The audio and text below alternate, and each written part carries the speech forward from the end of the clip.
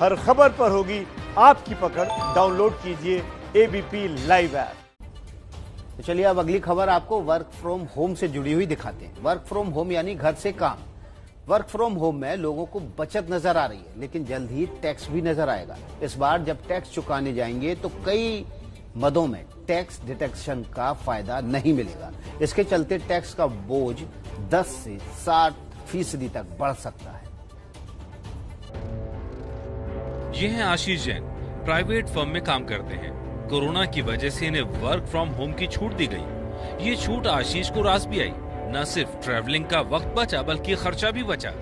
Commutation को हमको जरूरत नहीं होती है, तो कम्यूटेशन में भी हमारा बहुत कॉस्ट सेव होता है। बी इट लाइक आप यूज करो कोई कैब या आप शेयर ऑटो यूज करो, कोई भी मोड ऑफ ट्रांसपोर्ट यूज करो, commutation is one of the cost. उसके अलावा जो ऑफिस में रह के आपको रिफ्रेशमेंट कॉस्ट होता था, B it like tea coffee या फिर आपको कैंटीन में खाने का या जो भी खाने का या जो भी चार्जेस होता था, वो सब आपका बच रहा है घर में काम करने से।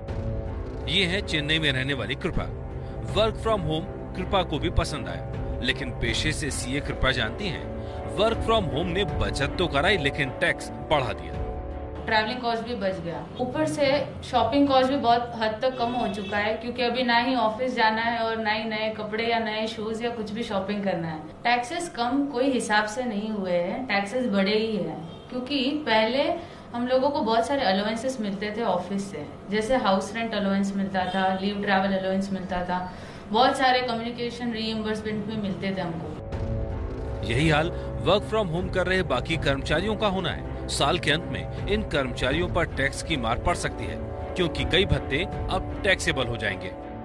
तो ऐसे एम्प्लॉइज जो अपने घर को छोड़ के, अपने जो किराए का घर है या जो ईएमआई वाले घर हैं उसको छोड़ के वो दूर जाके कार्य करें या अपने घर में करें जहां उनकी कोई हाउस रेंट अलाउंस या रेंट नहीं जा रहा हो या रेंट उनको नहीं पे करना पड़ रहा हो, तो ऐसी दशा में उनका एचआरए जो उनको मिल रहा है वो पूरी तरीके से टैक्सेबल हो जाएगा, या जितना वो नहीं पे कर रहे हैं उतने पे उनको अतिरिक्त टैक्स देना पड़ेगा। वर्क फ्रॉम होम के चलते कुछ कर्मचारियों का खर्च कम हुआ है तो कुछ कर्मचारियों की तनख्वाह भी कम हुई है। ऐसे में अलाउंस ना मिलने के चलते इन कर्मचारियों पर दोहरी मार भी पड़ सकती है। कई जगह सैलरी कट्स भी मिल रहे हैं, सैलरी कट की वजह से भी प्रभाव पड़ रहा है। फिर उनकी कॉस्ट ऑफ सर्विस भी बढ़ गई है। अपने घर रह के वो इंटरनेट पूरा यूज़ कर रहे हैं, बिजली यूज़ कर रहे हैं, पावर यूज़ कर रहे हैं, तो उसकी भी कीमत बढ़ जा रही है, तो उसका भी प्रभाव पड़ेगा।